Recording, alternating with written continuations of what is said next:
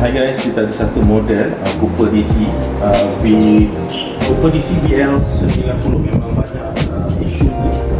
banyak isu modelnya. Model dia banyak isu. Satu, blinking error dekat touchscreen. Kedua, motor tak jalan, touch function semua okey. Ketiga, motor rosak. So jadi untuk model ni ada model DC ni sangat-sangat susah sikit nak repair. First kali, kalau isu dekat IC controller kat sini, memang kita akan sedia buat tukar motor convert to DC. Tapi kalau untuk isu macam blinking error dekat motor tak jalan, kita boleh fix. Kedua, untuk model ni tak berapa nak tahan. So jadi make sure ada yearly service ataupun check. Kalau tak, makan modal. So jadi kita akan fix untuk model ni. Sekarang kita ada dekat Senawang.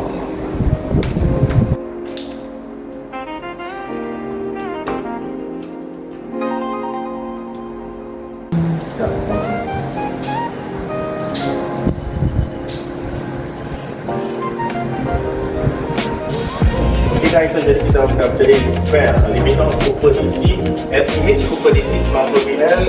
Dia lepas start daripada dia punya isu dekat controller lah. So untuk model ni memang kita orang, untuk for information, kita memang tak ada replacement part, tapi kita orang mostly semua repair saja. Original kita akan ikut spec. Worst case scenario, kalau tak, kita boleh convert model ni atau apa-apa untuk convert ke AC motor. So jadi jangan lupa subscribe, tengok video ni, jangan lupa follow juga. Alright, so see you guys on the next video.